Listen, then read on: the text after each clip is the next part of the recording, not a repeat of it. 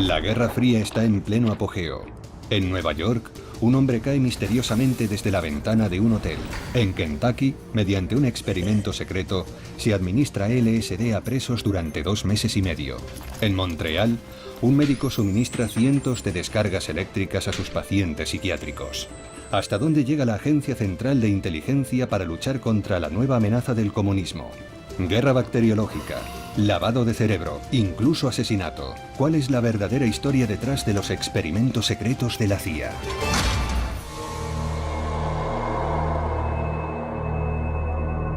Secretos de la historia. Los experimentos secretos de la CIA.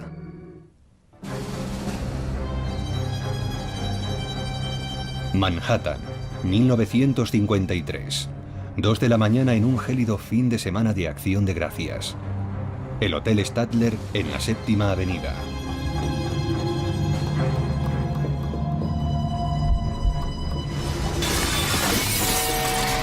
Un hombre se precipita al vacío desde el 13º piso y muere.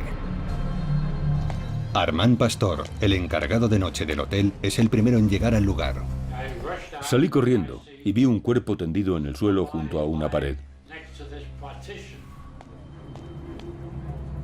No esperaba que siguiera con vida, pero el hombre me miraba, allí tendido, queriendo decirme algo, con una mirada muy intensa y los ojos muy abiertos. Yo le hablé intentando entender algo de lo que quería decirme. ¿Fue un suicidio o algo más siniestro? El fallecido es Frank Olson, un hombre de 43 años, investigador de armas biológicas para el ejército en Fort Detrick, Maryland. Lo que pocos saben es que Frank Olson también trabajaba para la CIA. La muerte de Olson no es más que una pieza misteriosa en un rompecabezas mucho más grande, un rompecabezas que, de haberse conocido, habría escandalizado al país. Después de la Segunda Guerra Mundial, el gobierno de Estados Unidos inició un gran número de experimentos médicos secretos con el objetivo de ganar la Guerra Fría, en los que, sin que estos lo supieran, exponía a ciudadanos de su país a agentes químicos y biológicos, desarrollaba técnicas de control mental para crear el llamado candidato Manchú, e incluso planificaba asesinatos de poderosos líderes del Tercer Mundo. ¿Hasta dónde llegaron los experimentos de lavado de cerebro? ¿Cómo se involucró la CIA en estas inquietantes investigaciones de tan serias consecuencias? El día D. El final de la Segunda Guerra Mundial revela toda la magnitud de las atrocidades nazis. En los campos de concentración, las investigaciones médicas realizadas con presos incluyen tanto experimentos físicos como psicológicos. En Dachau, los alemanes realizaban experimentos utilizando la hipnosis, suministrando sustancias en los interrogatorios para averiguar cómo controlar a la gente y lograr que dijeran cosas contra su voluntad. Un intento de dominar el arte del control mental. En Nuremberg, muchos médicos nazis son enjuiciados por crímenes de guerra, pero no todos los responsables terminan ante el tribunal.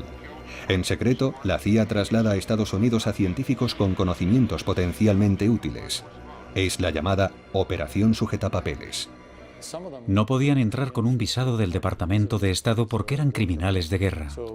El proyecto Sujetapapeles y otros eran operaciones encubiertas para garantizar su entrada al margen de los requisitos legales. Los nuevos científicos enseguida empiezan a trabajar para contrarrestar una amenaza emergente, el creciente poder de la Unión Soviética.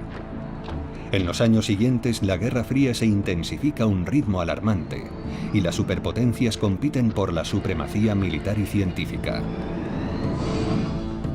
El espionaje pasa a ser fundamental. La CIA se embarca en un programa multimillonario de investigaciones de alto secreto sobre el uso encubierto de materiales biológicos y químicos, una expresión inocua para una amplia gama de armas aterradoras y nada convencionales.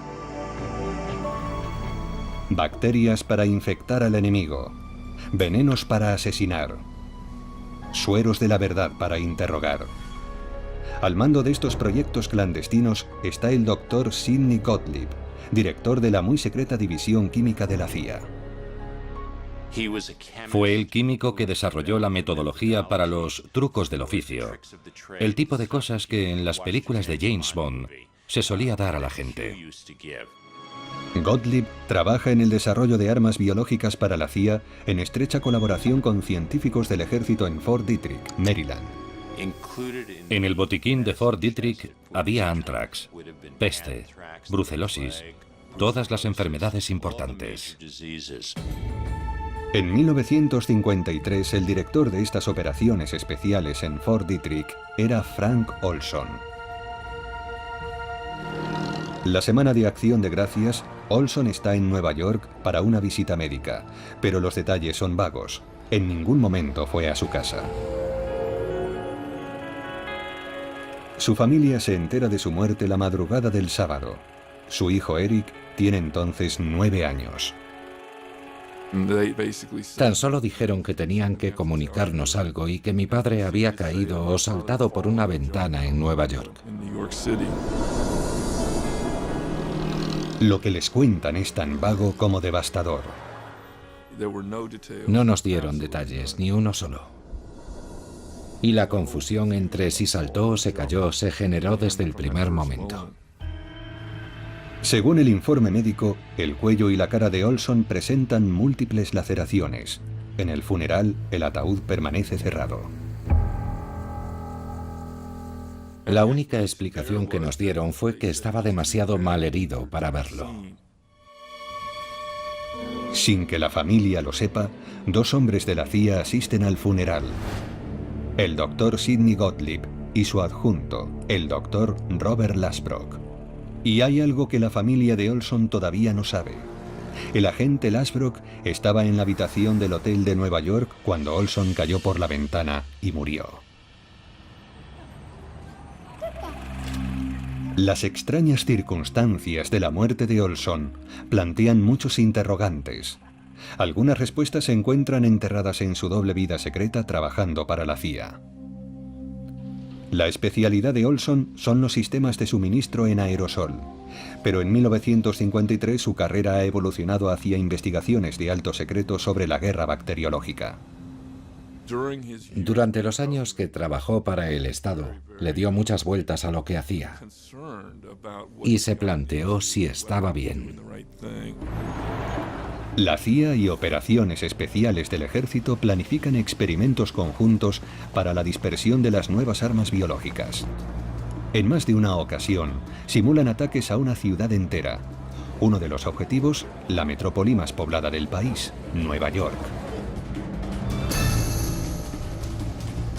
El objetivo, evaluar lo fácil que es envenenar a una ciudad entera con una emisión de bacterias en la red del metro. Personal de Fort Detrick, haciéndose pasar por empresas de mantenimiento, se reparten por las salidas de ventilación del metro.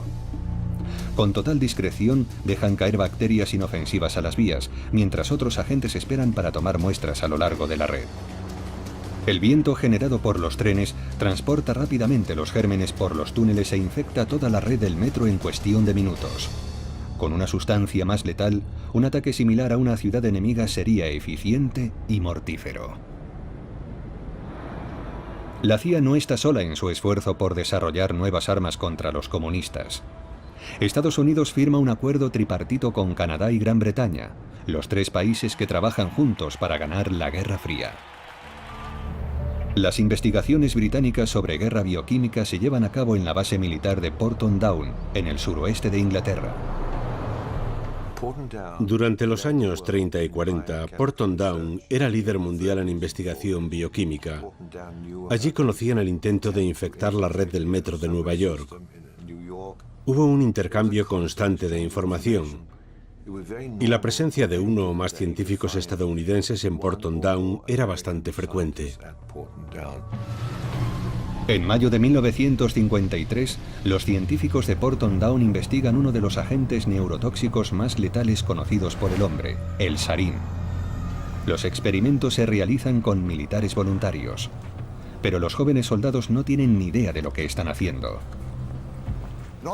En el tablón había un anuncio, escrito a máquina, que decía textualmente: se necesitan voluntarios para ayudar a encontrar una cura para el resfriado común.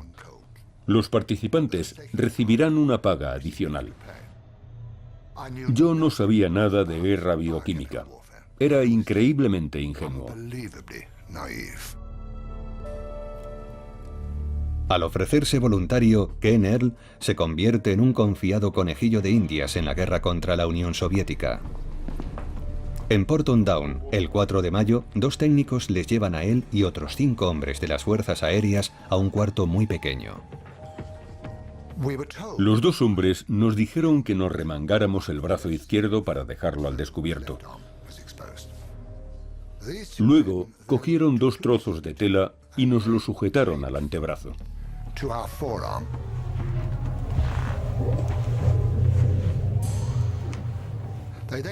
Después nos dieron una careta antigas a cada uno y nos dijeron que no nos la podíamos quitar bajo ningún concepto. Entonces se cerró la puerta herméticamente.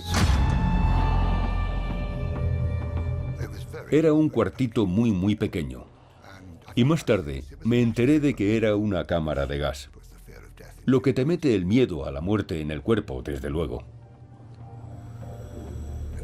Y uno de los técnicos, con un vial y una pipeta, fue pasando de uno en uno y echando 20 gotas en 2 filas en el trozo de tela.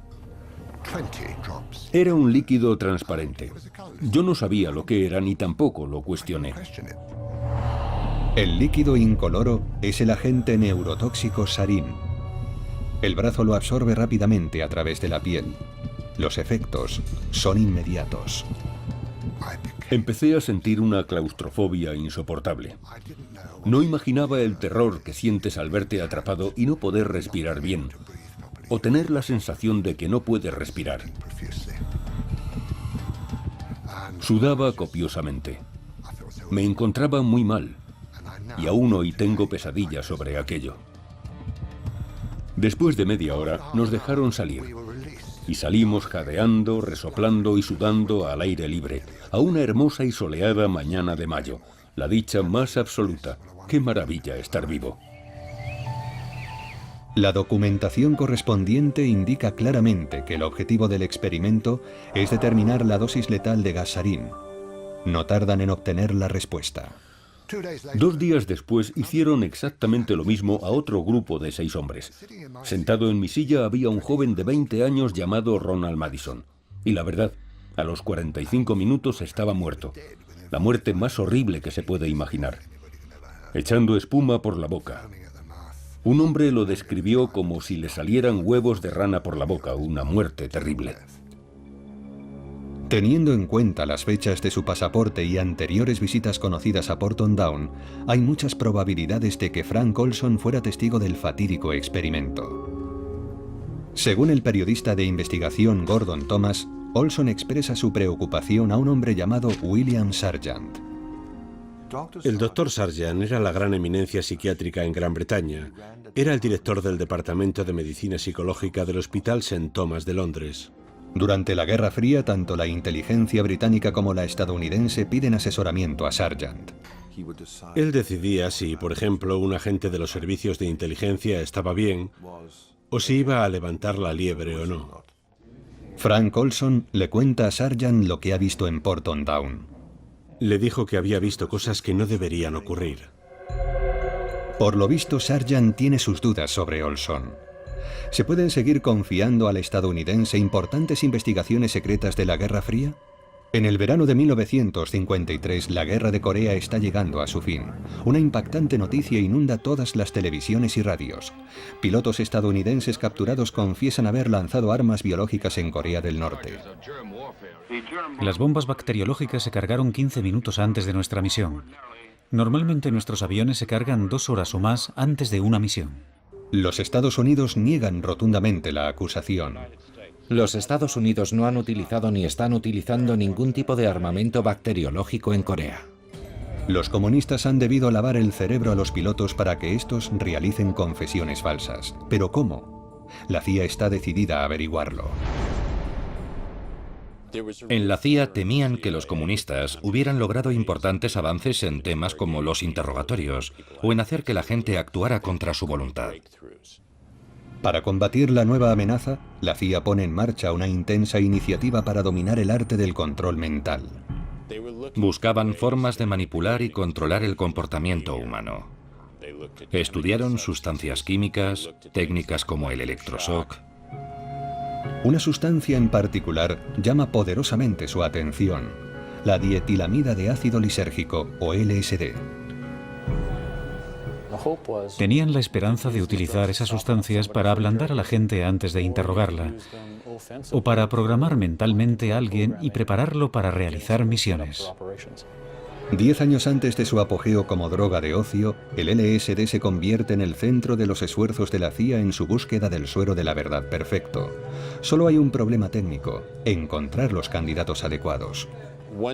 Un hombre de la CIA me dijo que no podían probarlo con las amas de casa del norte de Virginia, que no estaría bien. Así que buscaron gente de la calle y encontraron prostitutas, presos, gente perteneciente a minorías, cuyas vidas en ese momento no tenían tanto valor para la CIA como las de otra gente. En el Centro Federal de Investigación de las Adicciones en Lexington, Kentucky, la CIA contrata al Dr. Harris Isbell para estudiar los efectos de la exposición prolongada al LSD.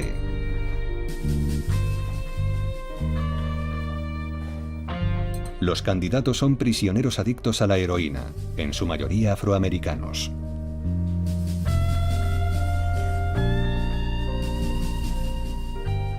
Lo que allí ocurría era de una falta de ética increíble.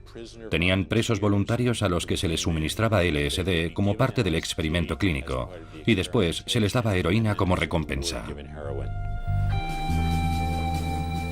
En un experimento, los presos ingirieron dosis crecientes de LSD durante 77 días seguidos.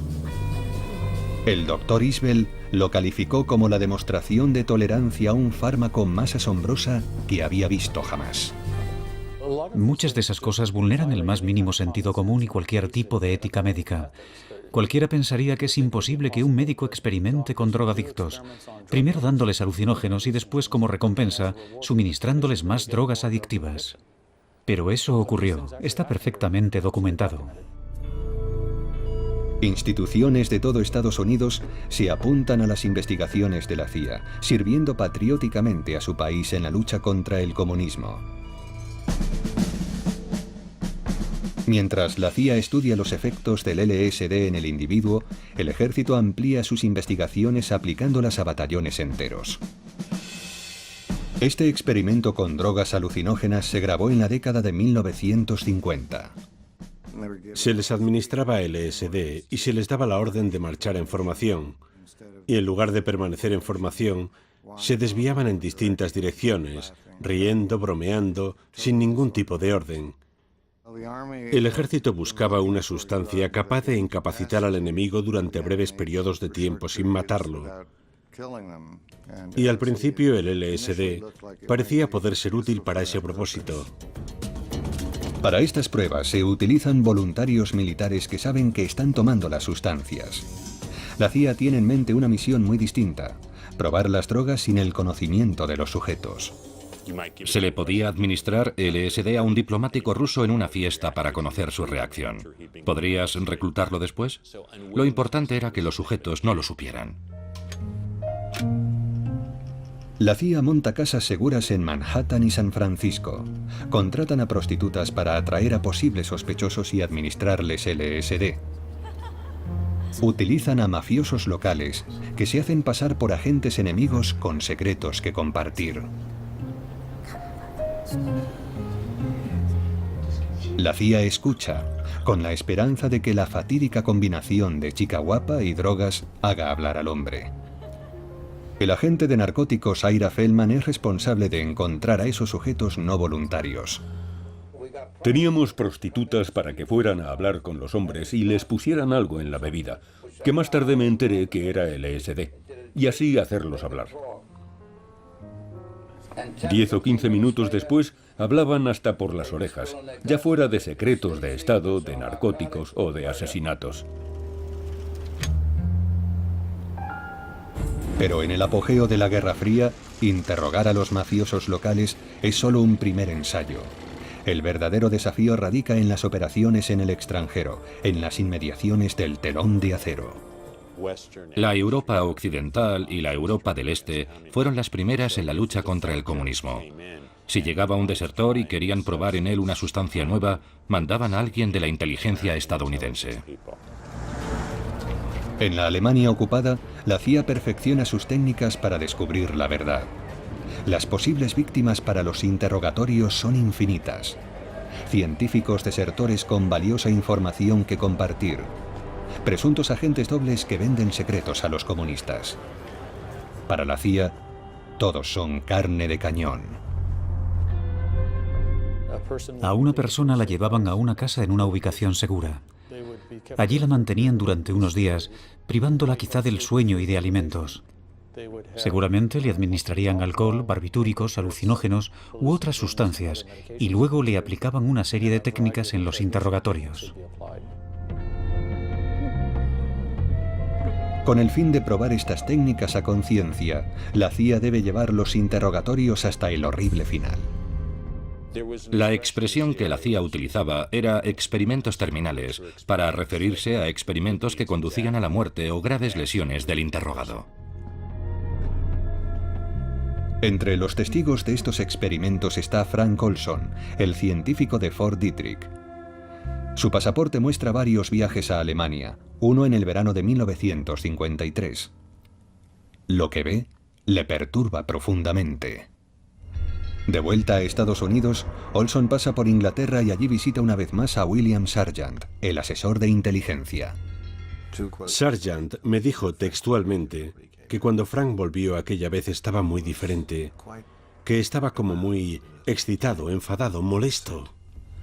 William Sargant está convencido de que ahora la CIA tiene un grave problema.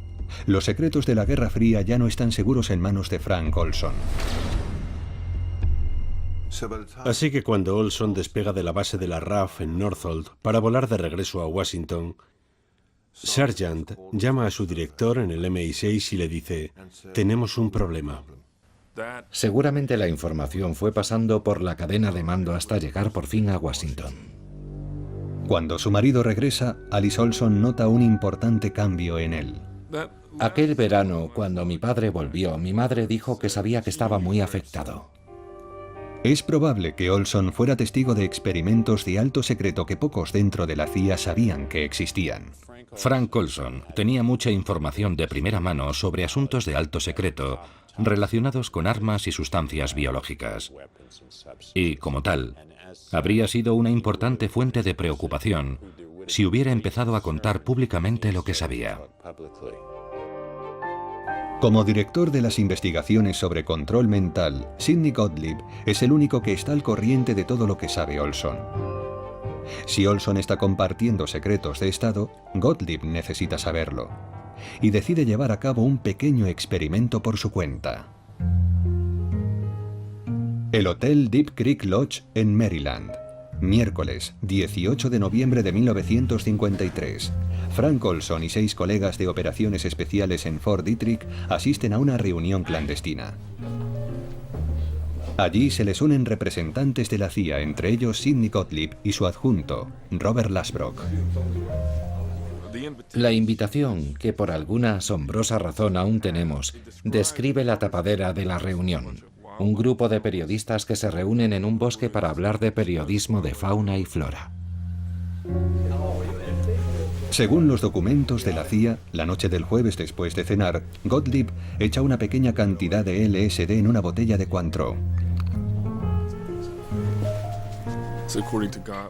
Cuando conocí a Gottlieb, me dijo que les preocupaba qué ocurriría si los comunistas secuestraban a un científico y lo drogaban. ¿Se mostraría muy comunicativo? Por eso iban a organizar una reunión científica y drogar a los participantes. Y dijo que mi padre solo había sido uno más de los hombres que tomaron la droga.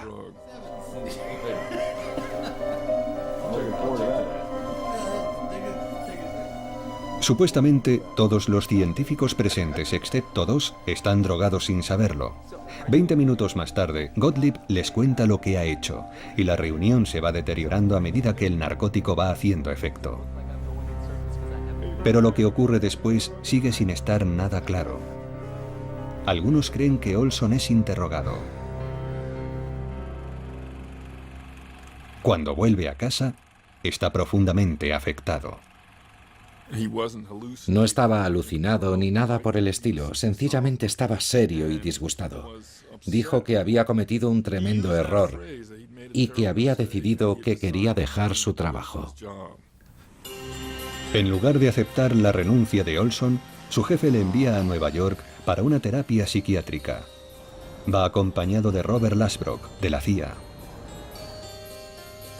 Sin embargo, el médico que le atiende, Harold Abramson, no es psiquiatra, sino un especialista en alergias que ha estado experimentando con LSD para las investigaciones de la CIA sobre control mental.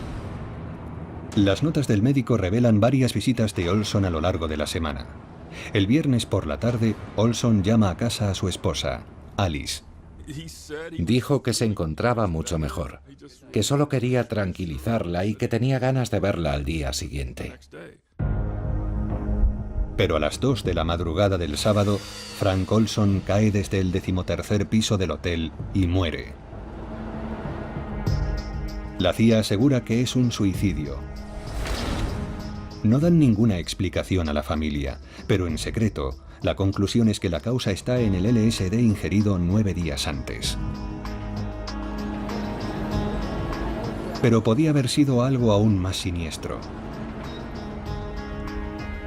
Según el encargado de noche, inmediatamente después de la muerte de Olson, el telefonista del hotel oye cómo Lasbrock llama al doctor Abramson. Y le dijo, ya se ha ido.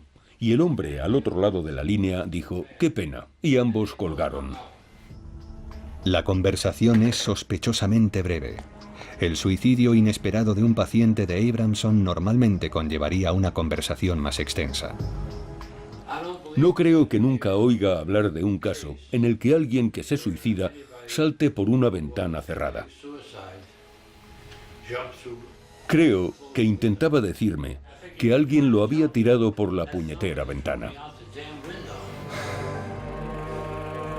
Sea suicidio o asesinato, si William Sargant tiene razón y Frank Olson es una amenaza para la seguridad de la CIA, su muerte lo silencia para siempre. Los experimentos secretos de la CIA permanecen a salvo, por ahora. Después de la Guerra de Corea, llegan a Washington inquietantes informes de inteligencia. Cientos de soldados estadounidenses que aún permanecen cautivos son sometidos a experimentos de lavado de cerebro y después asesinados. En Estados Unidos, las investigaciones sobre control mental se intensifican. El nuevo objetivo es hacer que un individuo se convierta en útil a un control impuesto, hasta el punto de que realice actos contra su voluntad de los que después no tendrá recuerdo. Empieza la búsqueda de un asesino programado, un candidato manchú de carne y hueso. En el clásico de Hollywood dirigido por John Frankenheimer, un soldado hipnotizado es programado para asesinar a un candidato presidencial. Al igual que en la película, la CIA intenta crear sus propios asesinos programados utilizando la hipnosis y las drogas. Se crea otra identidad que se oculta mediante amnesia, y luego usando un código de acceso que solo el creador conoce, se le hace sacar la nueva identidad para la misión que se desee. Para producir un asesino de ese tipo, la CIA se enfrenta a dos retos principales: cómo inducir amnesia y cómo programar el nuevo comportamiento. En 1957, el Dr. Ewen Cameron, un eminente psiquiatra de Montreal, cree tener las respuestas. La CIA lo buscó porque su trabajo les había llamado la atención. En particular, dos de sus técnicas: el electroshock intensivo y lo que él llamaba conducción psíquica. Cameron aplica sus técnicas bajo la apariencia de una terapia normal. Es difícil expresar lo espantoso y horrible que es lo que Cameron propone y lo que nuestra administración financia. Era una técnica en 3 partes que empezaba con el intento de eliminar pautas de comportamiento anteriores. Esto se lograba administrando repetidamente intensas descargas eléctricas hasta que el paciente dejaba de convulsionar. Después, Cameron hace escuchar al paciente mensajes grabados a través de unos cascos sujetos a la cabeza. Esa conducción psíquica les obliga a escuchar los mensajes grabados interminablemente durante semanas para programar un nuevo comportamiento. La última fase consistía en intentar borrar todo recuerdo de lo ocurrido, lo que se conseguía haciendo dormir al paciente durante 30 o 40 días, en los que se le administraban distintas combinaciones de fármacos. Eso no es ningún tipo de terapia. Son experimentos de lavado de cerebro. Desde que los griegos empezaron a pensar en la ética médica, la primera regla fue no hacer daño. Es una regla que Cameron infringió. Durante 4 años, la CIA financia todo el trabajo de Cameron con la esperanza de usar sus técnicas para crear un asesino programado. Psiquiatras de todo el país, en hospitales, cárceles e incluso en algunas de las mejores universidades también están en la nómina de la CIA. Se exploran todas las técnicas de lavado de cerebro posibles. Una en particular obsesiona a la CIA durante años: la hipnosis. Una de las cosas que la CIA quería saber era si se podía dar a una persona bajo hipnosis la orden de asesinar a otra. Eso habría sido un candidato manchú. Pero el asesino no debe recordar lo que ha hecho. Se puede coger a una persona normal, entrenarla y lograr que salga al campo y dispare contra el enemigo. El objetivo de la hipnosis no es llevar a la persona a apretar el gatillo, es evitar que recuerde, para que en caso de ser capturada o interrogada, no pueda revelar nada. Las pruebas sugieren que solo hay un hombre a quien la CIA considera seriamente como objetivo de un asesino programado: Fidel Castro. A principios de los 60, se selecciona a varios asesinos en potencia para su programación, pero todos los intentos de hipnosis fracasan y la idea se abandona rápidamente. Pero en 1968 tiene lugar un asesinato que parece tener todos los ingredientes de una operación de este tipo. Según algunos, es obra de un asesino programado, hipnotizado por la CIA. Mi agradecimiento a todos ustedes. Y ahora vamos a Chicago. También ganaremos allí. 4 de junio de 1968. Noche electoral en las primarias demócratas en California. Es medianoche y el senador Robert Kennedy pronuncia su discurso de la victoria en el Hotel Ambassador. Después lo sacan del hotel a través de la cocina abarrotada de gente. De repente se oyen unos disparos.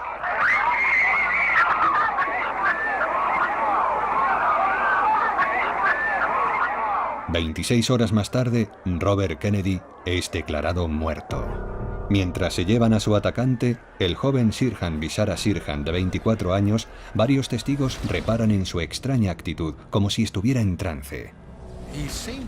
Parecía estar como en un sueño. No recordaba ninguno de los detalles de lo que acababa de hacer ni podía explicarlo. Le dijeron lo que había hecho y se quedó estupefacto. La aparente pérdida de memoria de Sirhan es aprovechada por los defensores de la teoría de la conspiración. Están convencidos de que es un candidato manchú hipnotizado por la CIA para asesinar a Kennedy y la culminación de 2 décadas de investigación de control mental. ¿Pero por qué quiere la CIA a Robert Kennedy muerto? El abogado de Sirhan cree que hay 3 motivos. El primero, Vietnam. Bob Kennedy estaba radicalmente en contra de la guerra de Vietnam. El final de esa guerra habría afectado muy negativamente los balances de algunas de las mayores empresas del país, que estaban ganando auténticas fortunas con la guerra. El segundo motivo, Cuba. Bob Kennedy había llegado a la conclusión de que era el momento de alcanzar un acuerdo con Castro en Cuba, lo que no le hacía muy popular. Y por último, la muerte de su hermano. Quería reabrir la investigación del asesinato de su hermano y eso ponía a mucha gente muy nerviosa. Los partidarios de la teoría de la conspiración creen que la CIA había programado a Sirhan mediante la hipnosis. Antes del juicio, el psiquiatra Bernard Diamond le examina en muchas ocasiones. Esa chica, yo la seguí. Me llevó a un lugar oscuro. Diamond estaba convencido de que lo habían programado y de que esa programación había sido tan intensa y había quedado tan profundamente grabada en su psique que se ha mantenido con él hasta hoy. A día de hoy, Sirhan no sabe qué pasó. La amnesia programada es un ingrediente clave para una operación tipo candidato Manchú. Sirhan también afirma haber sido hipnotizado antes. Él había estudiado la Orden de Rosacruz, una antigua orden mística dedicada a la mejora personal. Una de las herramientas que utilizan para concentrar la mente hacia el interior es la hipnosis. Sirhan describió ejercicios de autohipnosis tipo meditación, y en sus diarios hay mucha repetición, repetición, repetición. Robert Kennedy debe morir. Robert Kennedy debe morir. A mí me parecen repeticiones en estado de trance, centrándose en la misión, centrándose en la misión, centrándose en la misión. En la película El candidato Manchú, el detonante de la misión del asesino es una carta, la reina de diamantes. Pero puede ser cualquier cosa. Los documentos de la CIA describen gestos de la mano, tonos por teléfono, palabras. Se puede hipnotizar a alguien y programar el detonante que sea para que el sujeto entre en ese estado de trance. Numerosos testigos afirman haber visto a una mujer con un vestido de lunares hablando con Sirhan en la cocina momentos antes de los disparos. Llevaba un vestido de lunares. ¿Y el pelo? ¿De qué color era? Castaño. Para los teóricos de la conspiración, esa misteriosa mujer es la reina de diamantes de Sirhan, la que le da la señal de disparar. El Sirhan supuestamente hipnotizado saca el arma en el momento justo, pero no efectúa el disparo mortal. Hay que tener en cuenta que había mucho jaleo. Es casi como si Sirhan estuviera programado para distraer a todo el grupo allí presente, lo que permitiría a otra persona llevar a cabo la verdadera misión: matar a Kennedy disparándole en la parte posterior de la cabeza. Las pruebas balísticas parecen apoyar esta afirmación. Robert Kennedy recibe el impacto de 3 balas, todas disparadas desde atrás. El tiro mortal es disparado a pocos centímetros de su cráneo, pero Sirhan en ningún momento se acerca tanto. Ningún testigo lo sitúa a una distancia inferior al metro o metro y poco de Bob Kennedy, y siempre delante de él. A las supuestas pruebas a favor de la conspiración hay que añadir el número de balas disparadas. Kennedy recibe 3 impactos. 5 de los presentes también resultan heridos, y varios impactos más de bala se localizan en las puertas y el techo, lo que sugiere al menos 10 disparos. La pistola de Sirhan, de calibre 22, solo tiene 8 balas. Para más de 8 balas haría falta una segunda arma.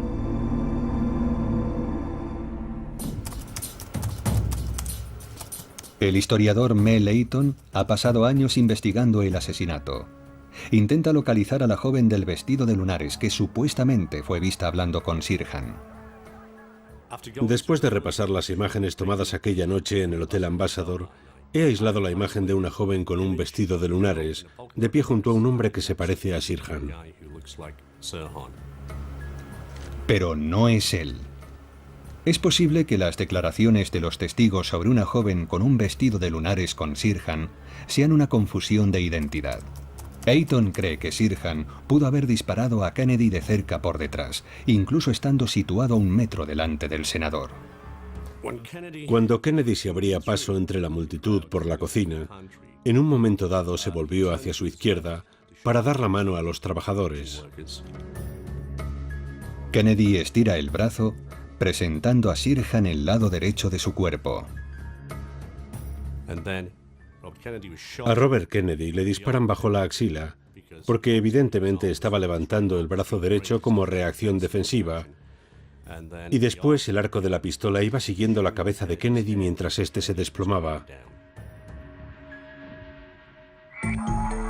Para determinar el número de balas disparadas, Eaton envía una copia de la única grabación completa de audio que existe del asesinato a Steve Barber, un especialista en acústica. Y de repente oigo pam, pam, pam. Y después un grito agudo de mujer, un grito terrorífico, justo después de los disparos. 3 segundos antes del primer disparo se producen 2 ruidos secos no identificados. El primer ruido seco lo descarté sin dudarlo. Era como si el micrófono hubiera tropezado con algo. El segundo ruido, creo que o bien es el golpe de una puerta contra la pared o un globo al explotar. El gráfico de la grabación muestra claramente un pico cada vez que se dispara el arma. Se ve perfectamente que se dispararon 8 balas. Si los partidarios de la teoría de la conspiración creen que hay más de 8 disparos, tendrán que explicar por qué no se captan más disparos en la grabación. Para Eaton no existe la menor duda. Sirhan fue el único asesino y la CIA no tuvo nada que ver. Muchos especialistas en hipnosis cuestionan la validez de toda la teoría del candidato manchú. No creo que ese supuesto detonante capaz de poner a una persona en estado hipnótico para cometer un asesinato funcione. Por lo visto, la CIA llega a la misma conclusión. En 1968, después de invertir millones de dólares, la agencia abandona las investigaciones para programar un asesino hipnotizado, tras llegar a la conclusión de que es inviable. No renuncias a tu voluntad. No te conviertes en un ingenuo, un chivo expiatorio o un autómata sin voluntad, a pesar de algunas creencias populares que así lo creen. En 1972, Sidney Gottlieb pone fin a las investigaciones de la CIA para el control biológico y químico de la conducta humana, alegando su peso cada vez menor en las operaciones clandestinas. El pueblo estadounidense sigue completamente ajeno a la existencia del programa de control mental de la CIA. Pero el 11 de junio de 1975, el periódico Washington Post publica un artículo sobre un científico civil que tomó LSD sin saberlo y se tiró por la ventana de un hotel de Manhattan. No se mencionan nombres, pero los Olson reconocen inmediatamente la historia de la muerte de su padre 22 años antes. Deciden denunciarlo públicamente. Allí están las principales cadenas de televisión del país, y los Olson añaden el nombre de Frank Olson a la lista de víctimas de la CIA. La fuente del artículo que describe la muerte de Frank Olson es el informe de la Comisión Rockefeller. Consecuencia del escándalo Watergate, es una investigación presidencial sobre actividades ilícitas de la CIA dentro del país. La familia Olson decide demandar a la agencia por el homicidio involuntario de su padre. Su muerte fue el resultado de una negligencia y unas ilegalidades de la CIA a una escala difícil de imaginar. Y a los 10 días estábamos sentados en el despacho oval de la Casa Blanca recibiendo una disculpa del mismísimo Gerald Ford. La familia recibe una indemnización de $750.000 por la muerte de Frank Olson. Espoleado por lo publicado en los medios de comunicación, el Congreso pone en marcha su propia investigación sobre la CIA, presidida por el senador Frank Church. Sidney Gottlieb y Robert Lasbrock son llamados a testificar. Había, por supuesto, afirmaciones o ideas sobre todo lo que quizá podría hacerse con la hipnosis. Un pequeño proyecto en el que un hipnotizador realizó unos experimentos principalmente para ver las posibles limitaciones de la hipnosis. ¿Se puede conseguir que una persona haga bajo hipnosis algo que normalmente no haría? Las revelaciones son escalofriantes. La CIA había contratado a 80 instituciones para proyectos de investigación de control mental, con un coste para el contribuyente equivalente a $30 millones actuales. El comité llega a la conclusión de que la CIA ha mostrado un desprecio intolerable hacia el valor de la vida humana. El exdirector de la CIA, Richard Helms, revela que en 1973 dio órdenes a Sidney Gottlieb de destruir todos los informes relacionados con los experimentos de control mental. pero algunos consiguieron escapar de las garras de la trituradora. No le quepa la menor duda de que en cualquier otro organismo de la administración siempre hay un contable que tiene una copia de los documentos, y los informes financieros incluyen descripciones de programas y propuestas de proyectos. Entre los documentos desclasificados por la CIA hay varios informes internos escritos inmediatamente después de la muerte de Frank Olson. Los documentos describen el incidente en el hotel Deep Creek Lodge como un experimento leve con una dosis muy pequeña de LSD, cuyos blancos son todos los hombres presentes excepto 2. Por lo visto, nadie tuvo una reacción anormal a la droga. Pero también hay un informe de Harold Abramson, el asesor de la CIA que vio a Olson la semana siguiente. Según él, el experimento se diseñó específicamente para atrapar a Frank Olson. Las contradicciones obsesionan a Eric Olson durante años. Está convencido de que ha habido algo más.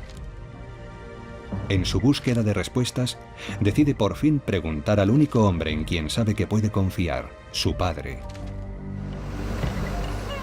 Cuando la retroexcavadora empezó a cavar, era una mañana de principios de junio de 1994, pensé, sí, por fin vamos a aclarar todo esto. El catedrático forense James Stars supervisa el proceso de exhumación.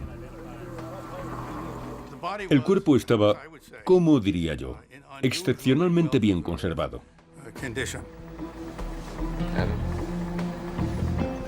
Una cosa queda clara enseguida. No había indicios de laceraciones en la cara ni en la cabeza. Lo que contradice explícitamente el informe médico y la versión que la CIA da a los Olson. Había algo más que la CIA no quería que viera la familia. Lo que sí está presente, pero no se menciona en el informe médico, es una fuerte contusión encima del ojo izquierdo. Pero Olson golpeó el suelo primero con los pies y después cayó hacia atrás.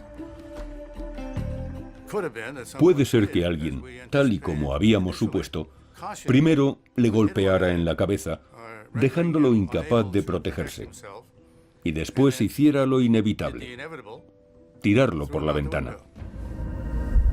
Si eso es cierto, Frank Olson fue asesinado. Durante su investigación, Eric Olson hace un descubrimiento inquietante. El mismo año de la muerte de Frank Olson, la CIA publica su primer manual del asesinato. El manual del asesinato especifica la mejor forma de matar a alguien y hacer que parezca un accidente. Para ellos, la mejor forma de hacerlo es una caída desde una ventana alta como mínimo a 22 metros. Y dice, primero hay que dejar al sujeto sin sentido con un golpe en la sien justo encima de uno de los ojos, antes de lanzarlo al vacío. La descripción coincide al 100% con lo que encontramos y lo que interpretamos a partir de los restos del Dr. Olson. Creo que a Frank Olson lo arrojaron por la ventana de forma intencionada, deliberada, con malicia y con premeditación. Pero el periodista de investigación John Marks discrepa. He dedicado muchísimo tiempo a investigar este asunto y nunca he encontrado ninguna prueba de que Olson fuera empujado por la ventana. Hay que aceptar que cuando realizas ese tipo de trabajo para el Estado, que es ilícito e inmoral, tienes que estar preparado para aceptar las consecuencias, que incluyen la eliminación de personas problemáticas. ¿Qué otra tapadera se puede presentar aparte del suicidio? En la lucha contra el comunismo, el Estado sacrificó los derechos de muchos individuos. Cuando el catedrático Stars preguntó a Sidney Gottlieb sobre los experimentos secretos de la CIA en seres humanos, Gottlieb afirmó que hoy volvería a hacer lo mismo. Me dijo, lo que usted no sabe es que yo tenía la seguridad del país en mis manos. Durante la Guerra Fría, parecía que casi todo estaba justificado, y si estabas en contra, no eras un patriota. En el clima de la Guerra Fría, o en toda la historia humana, la idea básica es que la guerra es terrible. Y hay que hacer muchas cosas terribles por las que mucha gente muere o resulta herida. Pero lo justificamos porque tenemos que hacer lo que sea para proteger este país. Esta es una de nuestras contradicciones como sociedad. ¿Qué podemos justificar en nombre de la seguridad nacional? ¿Podemos justificar las atrocidades médicas? Por lo visto, sí.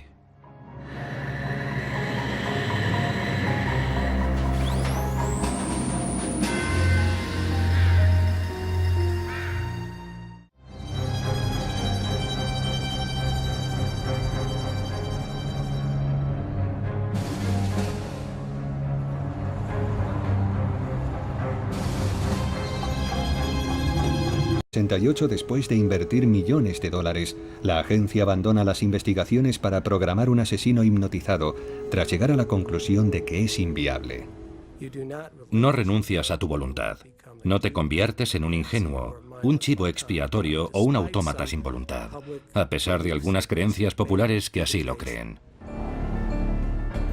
En 1972, Sidney Gottlieb pone fin a las investigaciones de la CIA para el control biológico y químico de la conducta humana, alegando su peso cada vez menor en las operaciones clandestinas.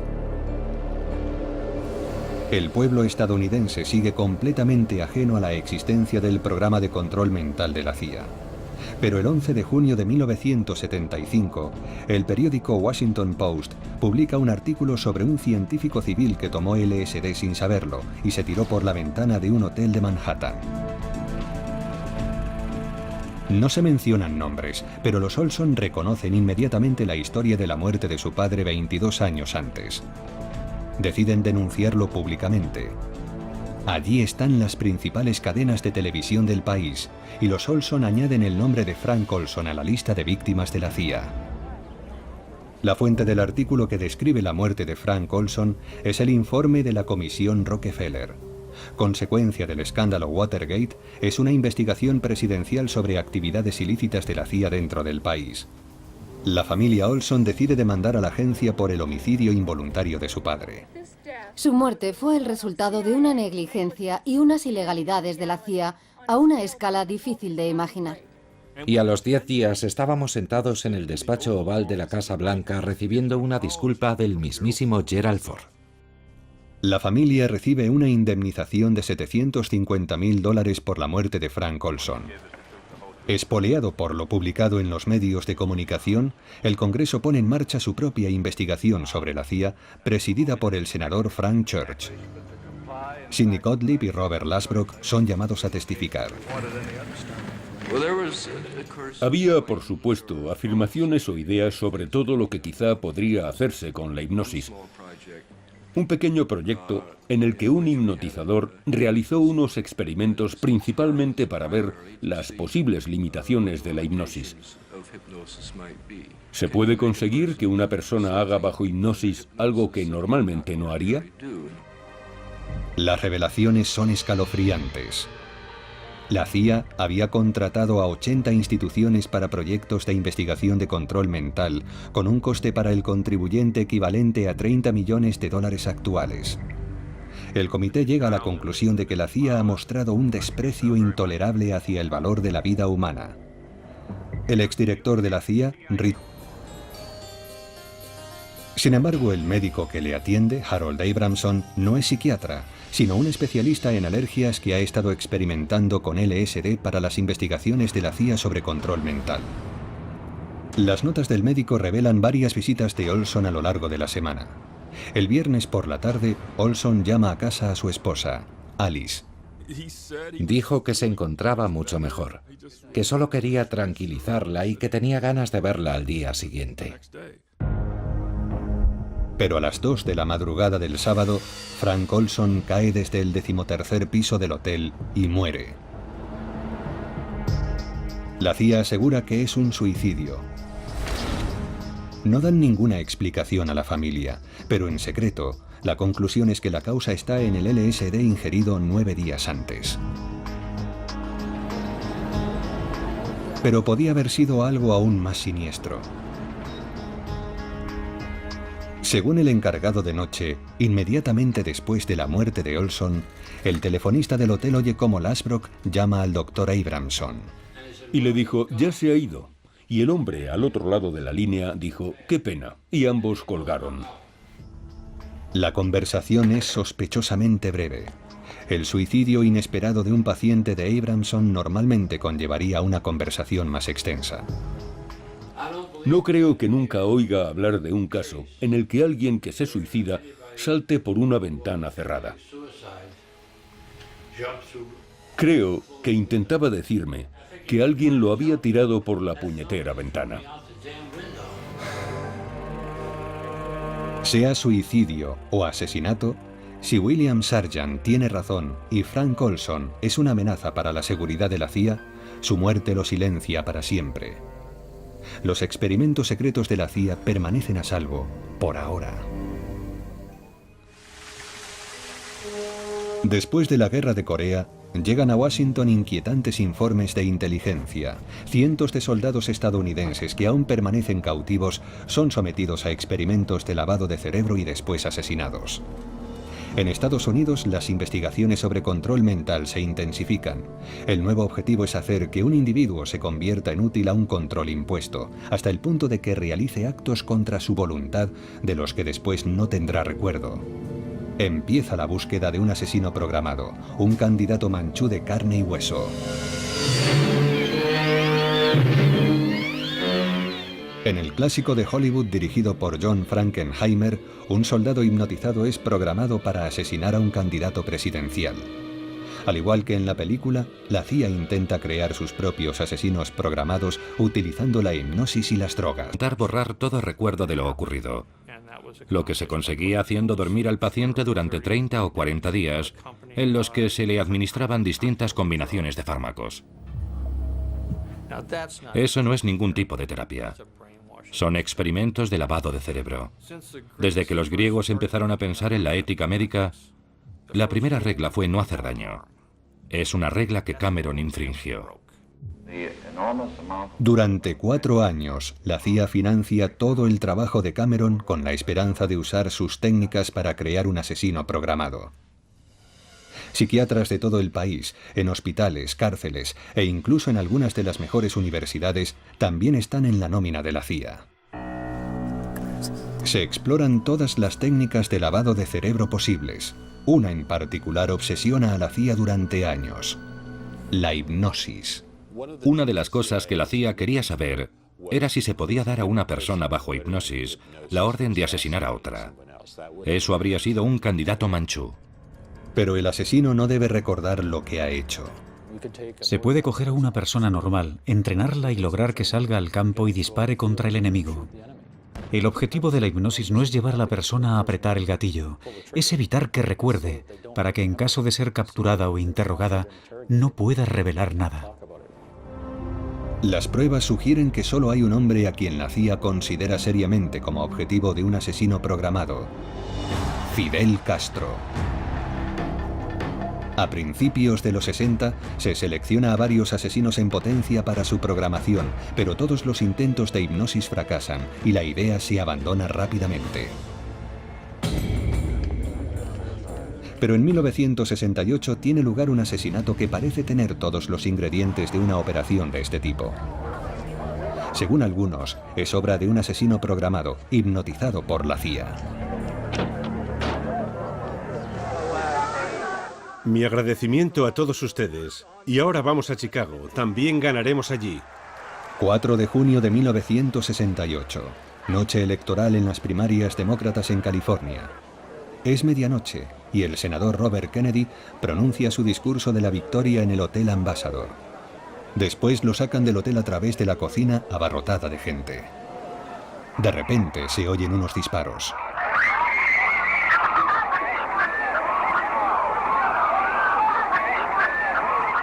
«26 horas más tarde, Robert Kennedy es declarado muerto. Mientras se llevan a su atacante, el joven Sirhan Vishara Sirhan, de 24 años, varios testigos reparan en su extraña actitud, como si estuviera en trance. Parecía estar como en un sueño. No recordaba ninguno de los detalles de lo que... Siguientes, la Guerra Fría se intensifica a un ritmo alarmante y las superpotencias compiten por la supremacía militar y científica. El espionaje pasa a ser fundamental. La CIA se embarca en un programa multimillonario de investigaciones de alto secreto sobre el uso encubierto de materiales biológicos y químicos.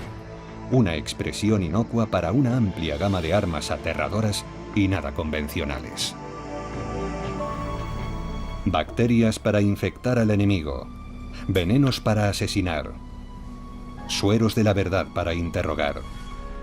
Al mando de estos proyectos clandestinos está el Dr. Sidney Gottlieb, director de la muy secreta división química de la CIA.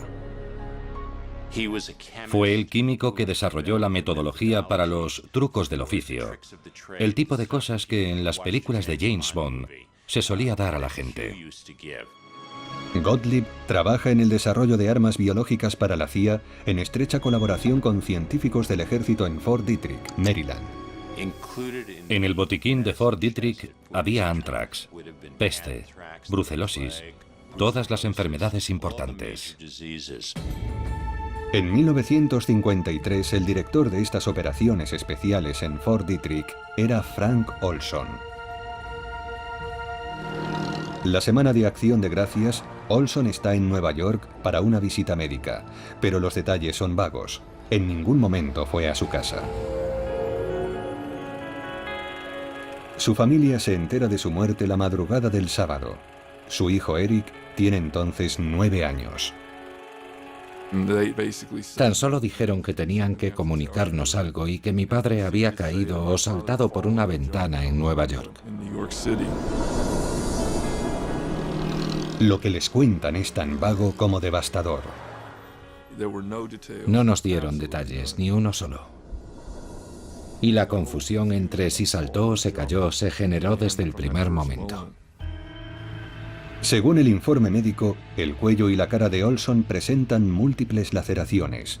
En el funeral, el ataúd permanece cerrado. La única explicación que nos dieron fue que estaba demasiado mal herido para verlo. Sin que la familia lo sepa, 2 hombres de la CIA asisten al funeral. El Dr. Sidney Gottlieb y su adjunto, el Dr. Robert Lasbrock. Y hay algo que la familia de Olson todavía no sabe. El agente Lasbrock estaba en la habitación del hotel de Nueva York cuando Olson cayó por la ventana y murió. Las extrañas circunstancias de la muerte de Olson plantean muchos interrogantes. Traer la mente hacia el interior es la hipnosis. Sirhan describió ejercicios de autohipnosis tipo meditación, y en sus diarios hay mucha repetición, repetición, repetición. Robert Kennedy debe morir. Robert Kennedy debe morir. A mí me parecen repeticiones en estado de trance, centrándose en la misión, centrándose en la misión, centrándose en la misión. En la película El candidato Manchú, el detonante de la misión del asesino es una carta, la reina de diamantes. Pero puede ser cualquier cosa. Los documentos de la CIA describen gestos de la mano, tonos por teléfono, palabras. Se puede hipnotizar a alguien y programar el detonante que sea para que el sujeto entre en ese estado de trance. Numerosos testigos afirman haber visto a una mujer con un vestido de lunares hablando con Sirhan en la cocina momentos antes de los disparos. Llevaba un vestido de lunares. ¿Y el pelo? ¿De qué color era?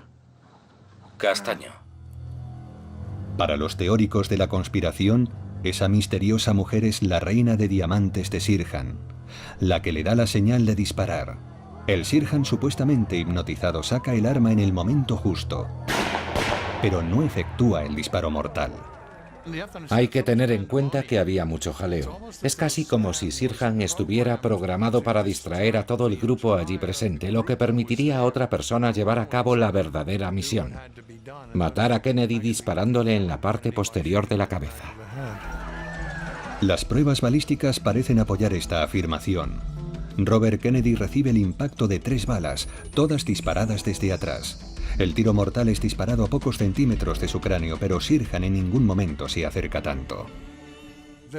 Ningún testigo lo sitúa a una distancia inferior al metro o metro y poco de Bob Kennedy, y siempre delante de él. A las supuestas pruebas a favor de la conspiración hay que añadir el número de balas disparadas. Kennedy recibe 3 impactos. 5 de los presentes también resultan heridos, y varios impactos más de bala se localizan en las puertas y el techo, lo que sugiere al menos 10 disparos. La pistola de Sirhan, de calibre 22, solo tiene 8 balas. Para más de 8 balas haría falta una segunda arma.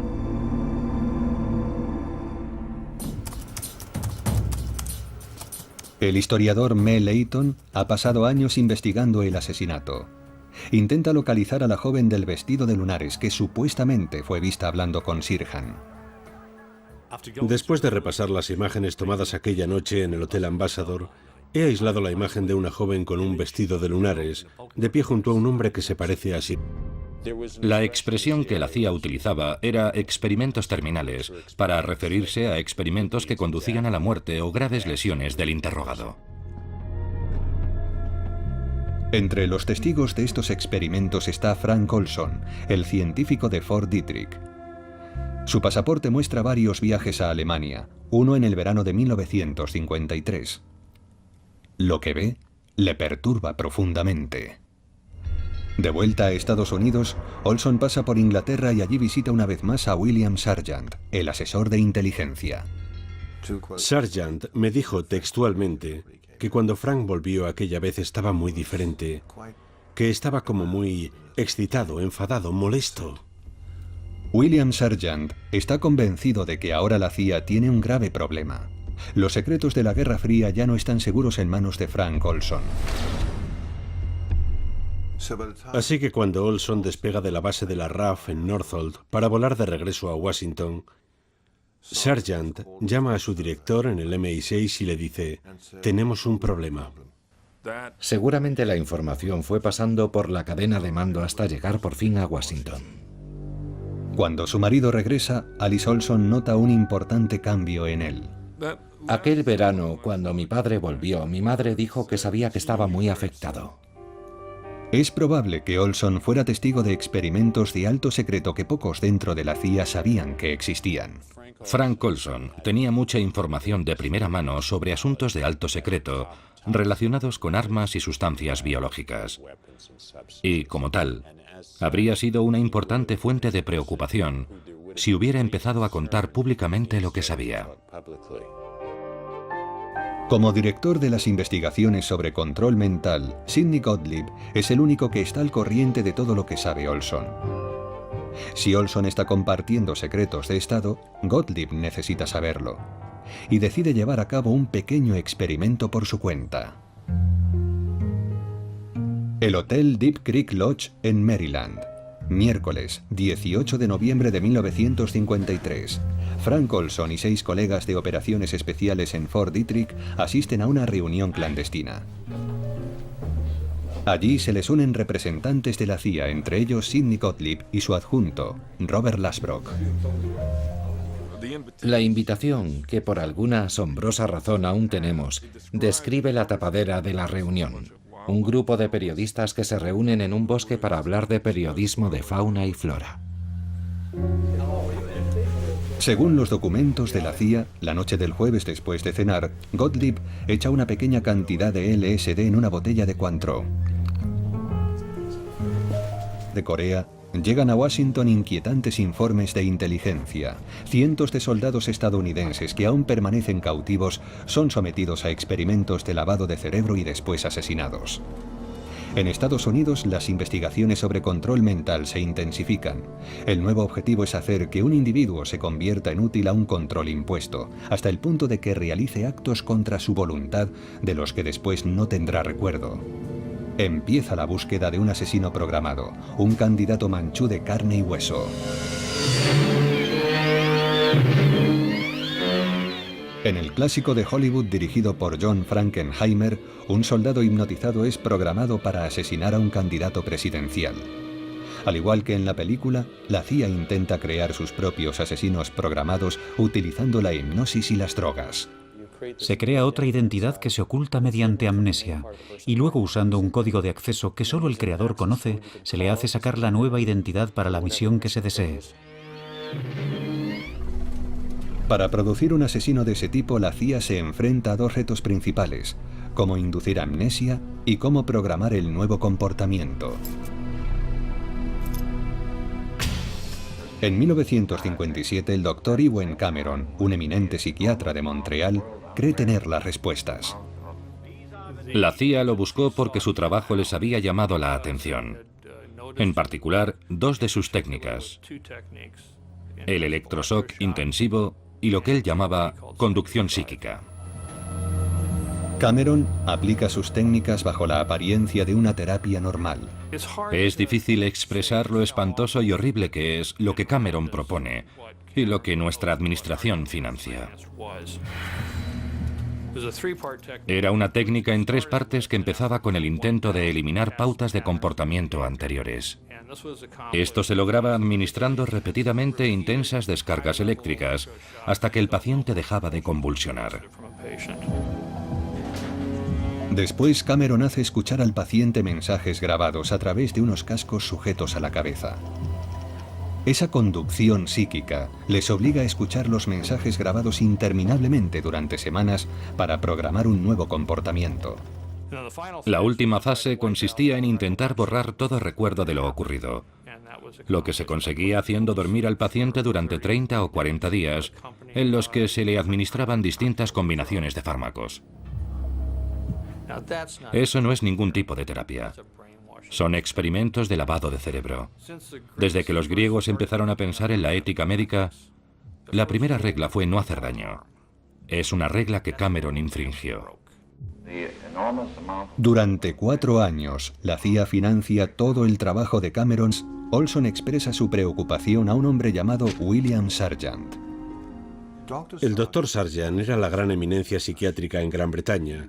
Era el director del Departamento de Medicina Psicológica del Hospital St. Thomas de Londres. Durante la Guerra Fría, tanto la inteligencia británica como la estadounidense piden asesoramiento a Sargant. Él decidía si, por ejemplo, un agente de los servicios de inteligencia estaba bien o si iba a levantar la liebre o no. Frank Olson le cuenta a Sargant lo que ha visto en Porton Down. Le dijo que había visto cosas que no deberían ocurrir. Por lo visto, Sargant tiene sus dudas sobre Olson. ¿Se pueden seguir confiando al estadounidense importantes investigaciones secretas de la Guerra Fría? En el verano de 1953, la Guerra de Corea está llegando a su fin. Una impactante noticia inunda todas las televisiones y radios. Pilotos estadounidenses capturados confiesan haber lanzado armas biológicas en Corea del Norte.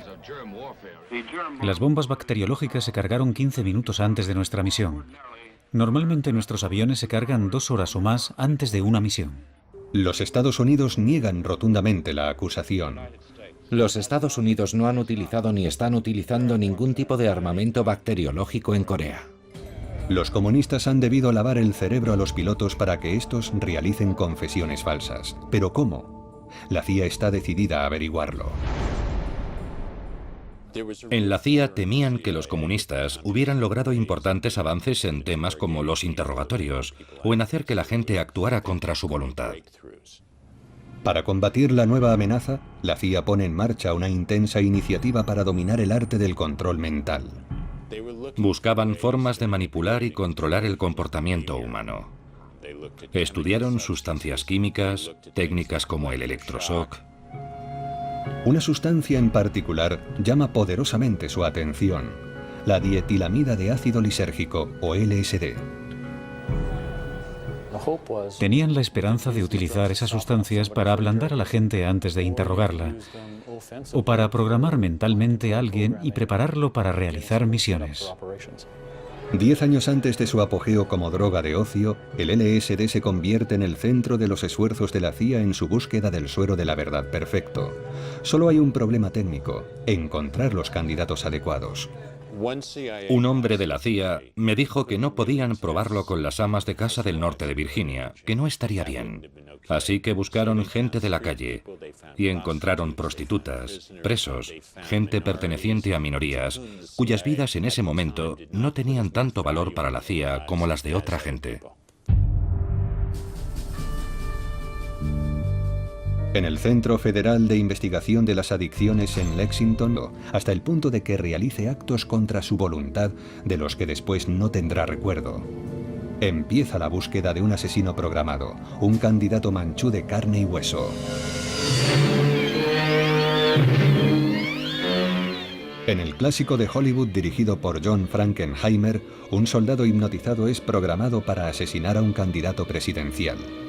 Al igual que en la película, la CIA intenta crear sus propios asesinos programados utilizando la hipnosis y las drogas. Se crea otra identidad que se oculta mediante amnesia, y luego usando un código de acceso que solo el creador conoce, se le hace sacar la nueva identidad para la misión que se desee. Para producir un asesino de ese tipo, la CIA se enfrenta a dos retos principales: cómo inducir amnesia y cómo programar el nuevo comportamiento. En 1957, el Dr. Ewen Cameron, un eminente psiquiatra de Montreal, cree tener las respuestas. La CIA lo buscó porque su trabajo les había llamado la atención. En particular, dos de sus técnicas: el electroshock intensivo y lo que él llamaba conducción psíquica. Cameron aplica sus técnicas bajo la apariencia de una terapia normal. Es difícil expresar lo espantoso y horrible que es lo que Cameron propone y lo que nuestra administración financia. Era una técnica en 3 partes que empezaba con el intento de eliminar pautas de comportamiento anteriores. Esto se lograba administrando repetidamente intensas descargas eléctricas hasta que el paciente dejaba de convulsionar. Después, Cameron hace escuchar al paciente mensajes grabados a través de unos cascos sujetos a la cabeza. Esa conducción psíquica les obliga a escuchar los mensajes grabados interminablemente durante semanas para programar un nuevo comportamiento. La última fase consistía en intentar borrar todo recuerdo de lo ocurrido, lo que se conseguía haciendo dormir al paciente durante 30 o 40 días, en los que se le administraban distintas combinaciones de fármacos. Eso no es ningún tipo de terapia. Son experimentos de lavado de cerebro. Desde que los griegos empezaron a pensar en la ética médica, la primera regla fue no hacer daño. Es una regla que Cameron infringió. Durante 4 años, la CIA financia todo el trabajo de Cameron con la esperanza de usar sus técnicas para crear un asesino programado. Psiquiatras de todo el país, en hospitales, cárceles e incluso en algunas de las mejores universidades, también están en la nómina de la CIA. Se exploran todas las técnicas de lavado de cerebro posibles. Una en particular obsesiona a la CIA. En los años siguientes, la Guerra Fría se intensifica a un ritmo alarmante y las superpotencias compiten por la supremacía militar y científica. El espionaje pasa a ser fundamental. La CIA se embarca en un programa multimillonario de investigaciones de alto secreto sobre el uso encubierto de materiales biológicos y químicos. Una expresión inocua para una amplia gama de armas aterradoras y nada convencionales. Bacterias para infectar al enemigo. Venenos para asesinar. Sueros de la verdad para interrogar. Al mando de estos proyectos clandestinos está el Dr. Sidney Gottlieb, director de la muy secreta división química de la CIA. Fue el químico que desarrolló la metodología para los trucos del oficio, el tipo de cosas que en las películas de James Bond se solía dar a la gente. Gottlieb trabaja en el desarrollo de armas biológicas para la CIA en estrecha colaboración con científicos del ejército en Fort Detrick, Maryland. En el botiquín de Fort Detrick había anthrax, peste, brucelosis, todas las enfermedades importantes. En 1953, el director de estas operaciones especiales en Fort Detrick era Frank Olson. La semana de Acción de Gracias, Olson está en Nueva York para una visita médica, pero los detalles son vagos. En ningún momento fue a su casa. Su familia se entera de su muerte la madrugada del sábado. Su hijo Eric tiene entonces 9 años. Tan solo dijeron que tenían que comunicarnos algo y que mi padre había caído o saltado por una ventana en Nueva York. Lo que les cuentan es tan vago como devastador. No nos dieron detalles, ni uno solo. Y la confusión entre si saltó o se cayó se generó desde el primer momento. Según el informe médico, el cuello y la cara de Olson presentan múltiples laceraciones. En el funeral, el ataúd permanece cerrado. La única explicación que nos dieron fue que estaba demasiado mal herido para verlo. Sin que la familia lo sepa, 2 hombres de la CIA asisten al funeral. El doctor Sidney Gottlieb y su adjunto, el doctor Robert Lasbrock. Y hay algo que la familia de Olson todavía no sabe. El agente Lasbrock estaba en la habitación del hotel de Nueva York cuando Olson cayó por la ventana y murió. Las extrañas circunstancias de la muerte de Olson plantean mucho Durante 30 o 40 días, en los que se le administraban distintas combinaciones de fármacos. Eso no es ningún tipo de terapia. Son experimentos de lavado de cerebro. Desde que los griegos empezaron a pensar en la ética médica, la primera regla fue no hacer daño. Es una regla que Cameron infringió. Durante 4 años, la CIA financia todo el trabajo de Cameron con la esperanza de usar sus técnicas para crear un asesino programado. Psiquiatras de todo el país, en hospitales, cárceles e incluso en algunas de las mejores universidades también están en la nómina de la CIA. Se exploran todas las técnicas de lavado de cerebro posibles. Una en particular obsesiona a la CIA durante años: la hipnosis. Una de las cosas que la CIA quería saber era si se podía dar a una persona bajo hipnosis la orden de asesinar a otra. Eso habría sido un candidato manchú. Pero el asesino no debe recordar lo que ha hecho. Se puede coger a una persona normal, entrenarla y lograr que salga al campo y dispare contra el enemigo. El objetivo de la hipnosis no es llevar a la persona a apretar el gatillo, es evitar que recuerde, para que en caso de ser capturada o interrogada, no pueda revelar nada. Las pruebas sugieren que solo hay un hombre a quien la CIA considera seriamente como objetivo de un asesino programado: Fidel Castro. A principios de los 60 se selecciona a varios asesinos en potencia para su programación, pero todos los intentos de hipnosis fracasan y la idea se abandona rápidamente. Pero en 1968 tiene lugar un asesinato que parece tener todos los ingredientes de una operación de este tipo. Según algunos, es obra de un asesino programado, hipnotizado por la CIA. Mi agradecimiento a todos ustedes. Y ahora vamos a Chicago. También ganaremos allí. 4 de junio de 1968. Noche electoral en las primarias demócratas en California. Es medianoche y el senador Robert Kennedy pronuncia su discurso de la victoria en el Hotel Ambassador. Después lo sacan del hotel a través de la cocina abarrotada de gente. De repente se oyen unos disparos.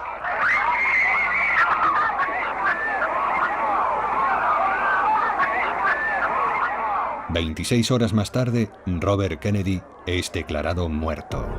Mientras se llevan a su atacante, el joven Sirhan Vishara Sirhan, de 24 años, varios testigos reparan en su extraña actitud, como si estuviera en trance. Parecía estar como en un sueño. No recordaba ninguno de los detalles de lo que acababa de hacer, ni podía explicarlo.